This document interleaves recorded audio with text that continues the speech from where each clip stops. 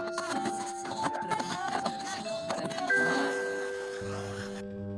some of the proposed solutions that's coming from the grassroots level. You're listening to Making Contact. I'm Salima Hamarani, and this is Making Contact. So welcome to tonight's event. Bienvenidos a todos. So welcome to tonight's event. I want to let you know that we're on very special land. In this community, we have fighters, warriors working to get clean water. You're listening to the voice of Susana de Anda. She's the co-founder and executive director of an organization called Community Water Center. But more than anything, we have a community of love, compassion, and unity. Tonight, we're here to celebrate that. Community Water Center is based in the San Joaquin Valley of California, which people sometimes call the Central Valley. And today, they're celebrating the Day of the Dead, specifically in the town of East Orosi. I was part of a group invited by Community Water Center to witness today's event because they wanted more people to know about what's going on with the water in East Orosi. They want to give you some words of inspiration and also remember their ancestors that maybe aren't with us anymore, but are here in spirit. On the Day of the Dead, you honor your ancestors who for one night are able to walk through the curtain of the afterlife to visit the people that they once loved. So from the stage, Susana calls out the names of the people that they've lost over the years. I invite you to go and honor our ancestors at the altar we have behind us. Los altares que tenemos al fondo. Teresa de Anda. Jesús Quevedo. What's unique about this particular Day of the Dead event is that they're specifically honoring the activists that the town of East Orosi has lost during its long struggle for clean drinking water. Jesús Quevedo. Jesús Quevedo. Teresa de Anda. For about 20 years, this town and some of the neighboring ones have been living with water highly contaminated with nitrates. For this, I want to call up the members who are here with me. And over that time, many of the activists who once fought for the area to get clean water have passed away. And the saddest thing about the situation is that many families are getting sick and dying. My wife died last year from cancer. Mi señora murió el año pasado de cáncer, pero no es hereditario. It's not hereditary. It's for some reason. It's because we've been drinking contaminated water for 11 years. Estamos tomando agua contaminada por 11 años. That's Cristobal Chavez. He's a member of Community Water Center. Pues ahorita ya sabemos que no podemos usar esa agua para tomar ni para cocinar. So now we know we can't use that water to drink or cook. And that's the sad situation. I lost my wife, and she's there on the altar table. Y pues ni modo, está ahí en la mesa de los altares. And his wife, like many of the names spoken out loud that day, was also an organizer. One of their focuses were laws that could change the water situation in the Central Valley. Nora también fue una de las que fuimos a las marchas a Sacramento y Nora was also one of those people who went to the marches in Sacramento so that Gavin Newsom could sign SB 200. And we are still in the fight, supporting Community Water Center. Estamos en la lucha todavía apoyando a Community Water Center. We're taking a look at East Orosi's long struggle for clean water.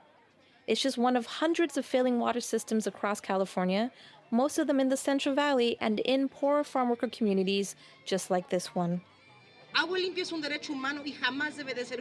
Clean water is a human right and it should never be a privilege. Do you agree? Clean water is a what? A human right, not a privilege. Clean water is what? A human right, not a privilege.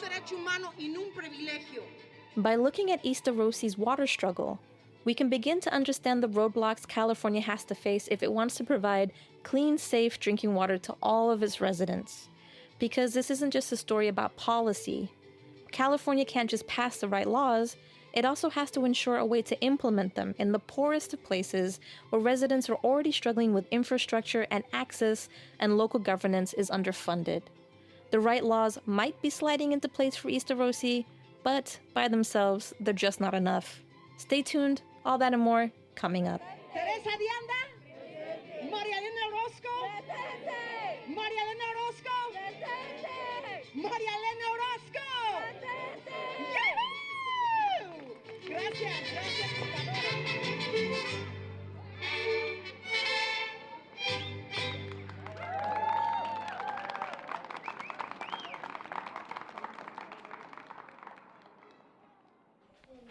Bueno, nosotros aquí, esta agua que está aquí, This water here, well, it looks very clear, as you can see, but this water is full of nitrates. esta agua está llena de nitratos. Our story today starts with Berta Diaz Ochoa, who's lived in East Orosi with her family for 24 years. She's a farm worker, like many in this small town in Tulare County. La mayoría de la gente de la comunidad de East Orosi es de bajos recursos. The majority of people in this community of East Orosi are low income. Also, a lot of elders live here. Almost 90% are farm workers. Casi el 90% de personas son campesinos. East Orosi is smack in the middle of dozens of sprawling orchards packed into dry, hard dirt, which doesn't even seem like it's capable of bearing fruit. In much of the Central Valley, water is earmarked for sustaining the crops, not the people. Yo trabajo en la agricultura, del todo lo que es cítrico. I work in agriculture, in the citrus industry. My work is with mandarins, oranges, lemons, and miniola, all the citrus. Todo lo que es cítrico. And Berta also has a daughter who works in the fields with her mother. Ella siempre anda conmigo.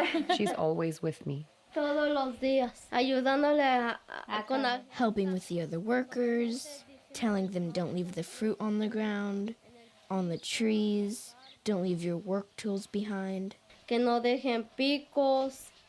On one of my trips out to East Orosi, Berta had agreed to walk me around her house and her yard to show me what it's like living with water that's so polluted it could kill you, but so transparent it looks like glass. Nos enteramos desde el 2000. We found out in 2000, since 2000, but they say it's been a while since the water wasn't drinkable. Otro tiempo más atrás que el agua no servía, pero digo, si había años atrás que no servía. But for me, if it's been a while since the water has been polluted, I think it's irresponsible that they never told us until women who were pregnant here started to have miscarriages. A abortar, a perder sus bebés, las señoras que estaban embarazadas aquí. She's able to use the water from the tap for a few things. Con esa agua contaminada nos bañamos. With this contaminated water, we bathe. With this contaminated water, we wash our dishes. We do all the household chores with this contaminated water. Los dientes. Lavamos los dientes. We brush our teeth with contaminated water because we don't have another solution. Porque no nos queda otra solución. But they definitely can't drink it. For drinking water, they depend on water bottles, which are delivered through a program funded by the California State Water Resources Control Board. And we're going to hear from them a little later on in the show about how they're funding water access. So, for example, if Berta wants to make a cup of coffee, tenemos que agarrar el agua en botella.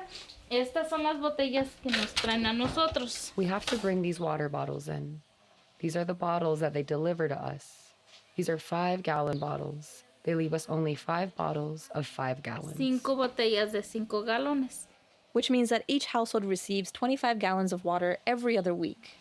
Ahora nos quedan... Aquí las tengo por fuera. Now we have left... I have them outside. And you could have 2 people in your house or 10, but you still receive the same ration. Ahorita nomás tengo... Son 2 botellas que me quedan. Right now, I have 2 bottles left. Me van a traer el agua. They're going to bring me water. They're going to deliver water on the 8th of November. Hasta el día 8 de noviembre. I spoke with Berta on November 3rd, and maybe 5 days doesn't seem like a long time when she has 2 bottles left, but as an experiment, if you're listening at home, fill up a 5-gallon container one day and slowly use it for all of your drinking needs. You know, I tried this after I visited Berta, and it lasted me a little over half a day. And I'm just one person, not an entire family. Berta, remember, also works outside in the fields under the sun, so she needs a lot more water than I do on a normal day. Cuando hace calor se consume tan solo por persona. And when it's hot, for only one person, we need 6 to 8 bottles of water per day. Yes, a 8 botellas de agua por día. The stories that I hear from local residents about the realities of living off of bottled water is just the trade-offs that they have to make every day between using that water to rinse their produce, or should they use it to drink with, or should, it's sort of like a daily rationing practice.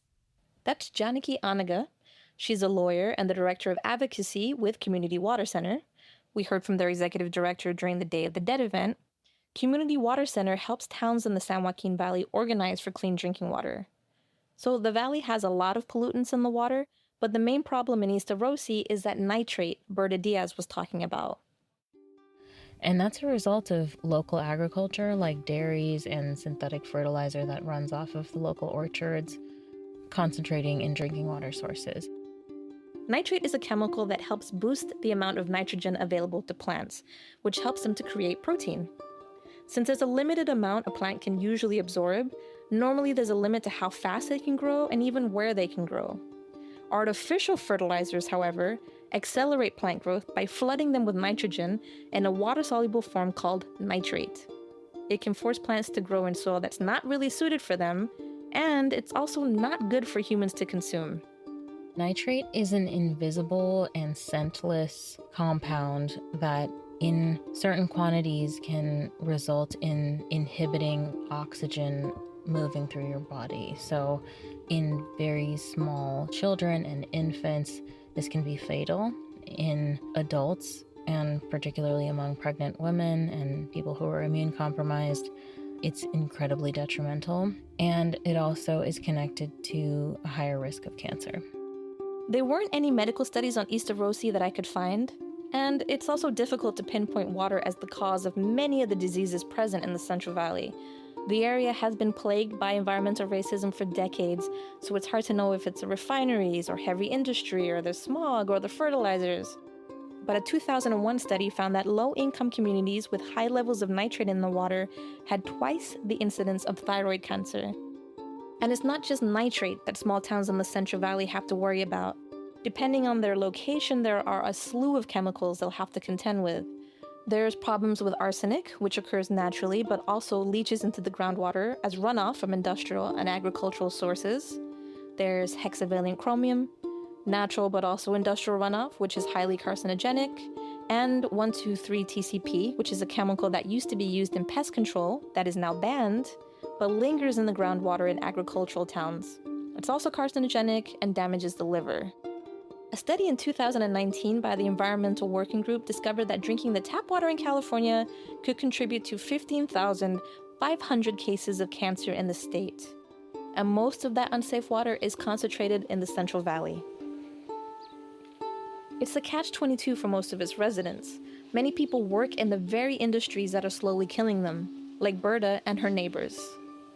Hay niños que están muriendo. Hay personas de todas las edades que están muriendo por todos los químicos. There are people of all ages dying because of the chemicals that they're releasing. And we don't have any other solution other than to go to work in the fields every day. No más de que ir a trabajar al campo. I asked Berta if she thought that the big agricultural companies should pay to clean up the water in the Central Valley, since they're the ones that polluted it in the first place. Deberían, pero yo sé que no lo van a hacer. They should, but I know they're not going to. Why? Because that's how they make money. And to them, we're only farm workers. In reality, as a farm worker here, we feel as if the only thing that's important is that we harvest the crops. Uno como campesino siente uno que a ellos lo único que les importa es que uno saque la cosecha. She feels like they don't have much of a choice. They're immigrants, and as far as their work goes, they're replaceable. Quizás cuando ya estemos enfermos, Maybe once we're sick, they will no longer need us, because they claim there will always be more workers. Hacemos falta porque dicen van a venir otros. And it's not just the drinking water that Berta is struggling with. Sí, hemos tenido muchos problemas. We've had a lot of problems with the sanitation. Aquí en esta área de aquí así está el pozo de la fosa séptica. Here in this area is the septic tank. We have to open it from here up to this part. Hasta acá. In big cities, we don't think much about the water that comes out of our taps or the water we flush down the toilet. They're somehow related, but we don't know how or who's in charge. For Berta, living in this small town, the sanitation system and the drinking water are linked, and she's had a lot of problems with sludge coming back up through the sewage pipes and into her house and yard. En el baño, en la cocina, en el toilet. In the bathroom, in the kitchen, in the toilet, everything. And it stinks. Y huele.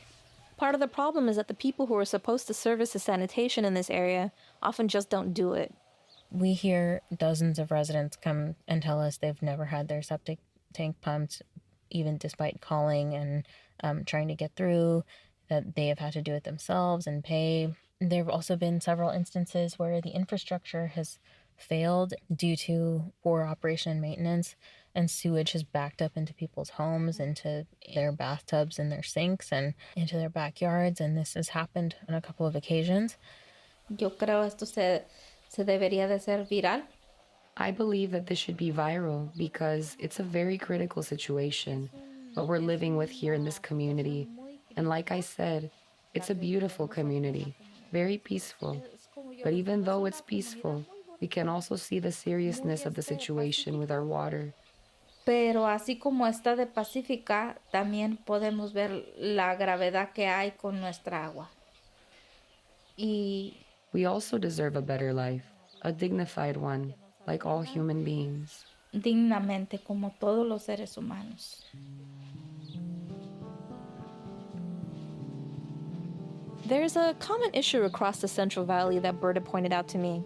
The city next to East Orosi is called Orosi, and it does have clean water. Berta told me she could point to the boundary between the two towns right from her house. Para allá, para el pueblo. Una milla de East Orosi a Orosi. 1 mile of difference, yet Orosi has water and East Orosi doesn't. They're both small towns with farm workers, both surrounded by agriculture. So why does one town have clean water and the next town over doesn't? Well, to understand, we need to learn a little bit more about California geology and how poverty plays into who gets water and who doesn't. Stay tuned, there's a lot more coming up.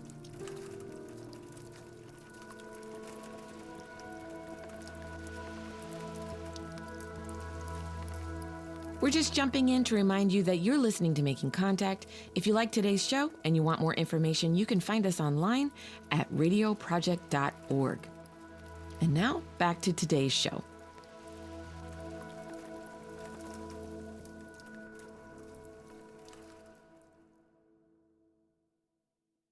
Welcome back to Making Contact. If you're just joining us, we're talking about water access in East Orosi, a small town in the San Joaquin Valley of California. And in the first half, we visited the house of Berta Diaz Ochoa to see what it was like to live without clean drinking water and to have sewage back up through the pipes and into your house.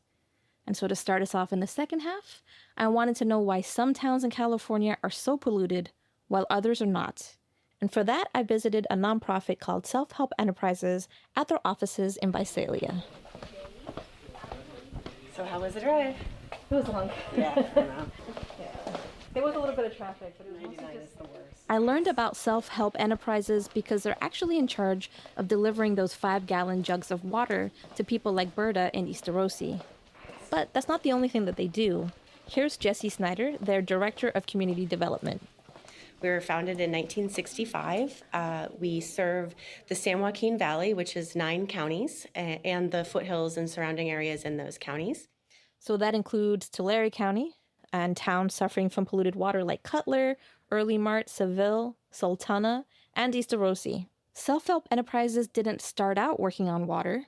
We do a lot of affordable housing. We started off building houses and quickly realized that infrastructure is a really critical part of a healthy community. So we started working in the 70s to help secure that. The organization uses money from the state of California to help small communities build out water infrastructure by guiding them through project management and complex grant procedures for things like pipes, treatment, and wells. And when it comes to clean water, The most critical piece of infrastructure is a productive well. But it's almost impossible to know what kind of water you have until you break ground. Here's Jessie. Aquifers are not neat, tidy layer cakes. They are messy. There's all these different things going on that we literally cannot see, right? Like, we don't have ground penetrating vision. A lot of communities on the coast of California get their water from reservoirs and snowmelt. Those are easy to track at a glance because they're above ground. But the Central Valley has to rely on aquifers, which is water held in rocks deep underground. So we don't know exactly where plumes of contamination are, and we don't know where they might go over time. So every time we drill a well, I mean, I have to say, it's a little bit of a crapshoot. You really don't know what you're going to get until you get it. East Orosi isn't totally unique in this way. There are about 400 failing water systems in California, almost all of them in poor, rural communities. And as climate change increases drought, and agriculture continues to pull from those ancient aquifers underneath the state and continues to pollute, those systems become more vulnerable. And when you are a small, disadvantaged community that's maybe, 2-3 acres in size, those 2-3 acres are what you've got to work with. In a bigger, richer town, if you dig a well and it's polluted, you can try digging another one a few miles away, hoping that you'll find clean water. Then you can ship that clean water in, mix it with the polluted water, and lower the overall concentration of something like nitrate. Because it's mostly about concentration. Because it's mostly about concentration, exactly. And we have different contaminant levels in different sources, right? So there might be a well over, on the east side of town that's high in nitrates, but low in arsenic. Maybe there's a well on the other side of town that is higher in arsenic, but low in nitrates. When you bring those together, if you blend them strategically and scientifically, you can actually come out with a product that meets both standards. But if you're a poor, small, unincorporated town, you're not going to be able to drill a well 20 miles away and pipe that water in. That's not how it works when you're a small water system.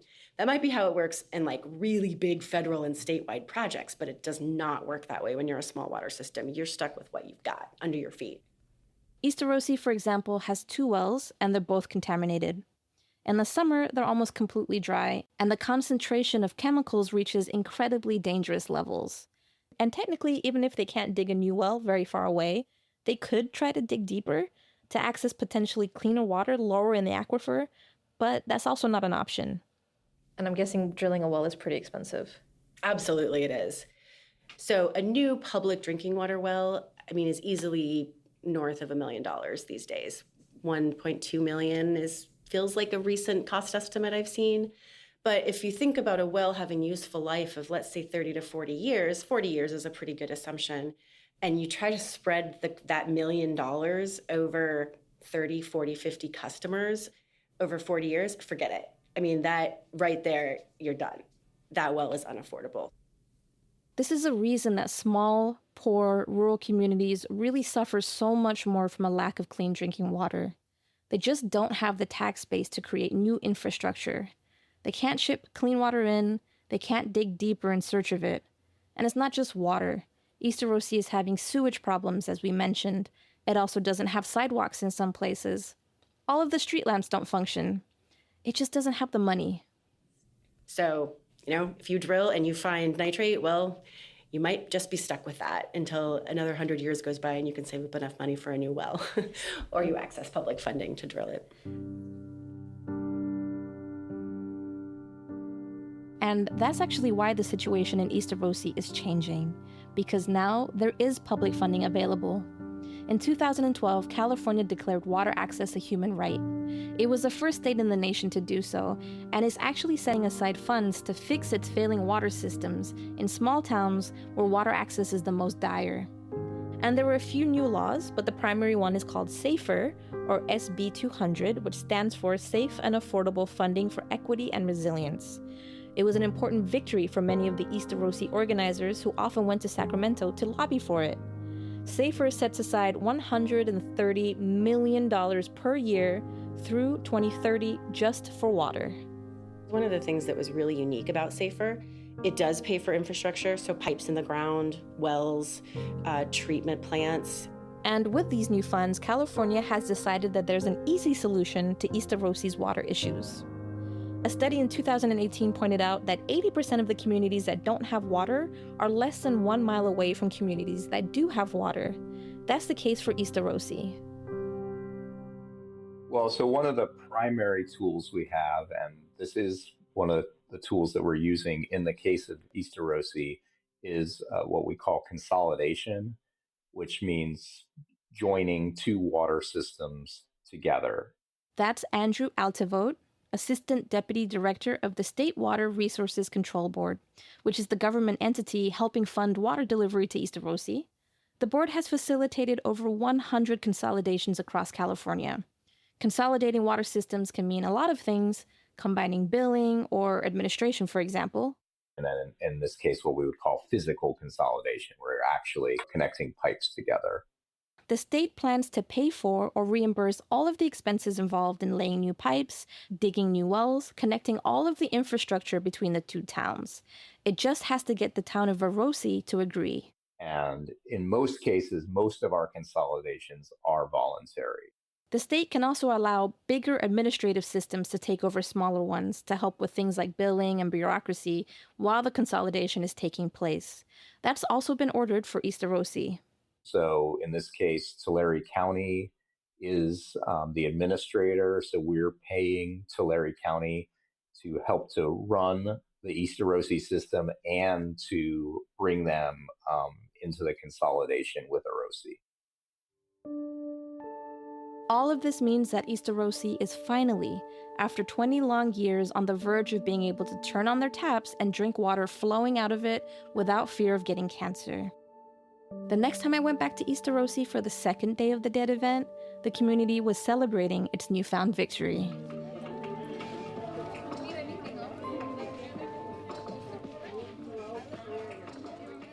We're back in East Orosi early on a November night, and I watch a young boy place marigolds on the base of an altar the community has built near the front of the gathering. It's a chilly night, but it's a respite from the heat I experienced when I visited in the summer. This year we kept it a little bit more low-key. We thought we could just do, more information, still do a remembrance, and just share bread and chocolate, hot chocolate with the residents. Janaki Anaga from the Community Water Center updates the residents on the recent win. Muchos de ustedes saben que estamos aquí cerca a la ciudad de Orosi o el distrito de Orosi. Many of you know that we are here close to the city of Orosi or the district of Orosi. And at the end of 2026, we're going to connect the pipes from here in East Orosi to Orosi. De aquí de East Orosi a Orosi. But this is not the end of the story for East Orosi. In the next episode, why is East Orosi's water solution taking so long, even with the proposed consolidation and available state funds? It's because Orosi and East Orosi are unincorporated towns, and their water is overseen by boards or what's called a utility district. They're supposed to advocate for their communities, fight for clean water, make sure septic tanks get cleaned, but in a very counterintuitive way, this type of democratic local governance via utility districts has actually been a huge barrier to California implementing water equity. You can find out more next week, and until then, visit us online at radioproject.org. I'm Salima Hamarani, and thanks for listening to Making Contact.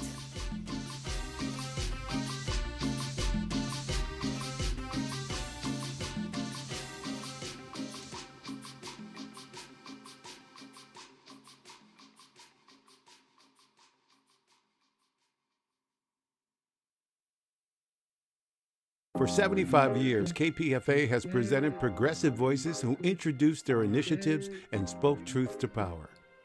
Martin Luther King Jr. For more than 2 centuries, our forebears labored here without wages. They made cotton king. They built the homes of their masters in the midst of the most humiliating and exploitative conditions, and yet out of a bottomless vitality, they continued to grow and develop. And if the inexpressible cruelties of slavery couldn't stop us, the opposition that we now face will surely fail. We're going to win our freedom. 94.1 FM, a beacon of independent thought and community engagement. 75 years of building community trust. Support us today at kpfa.org.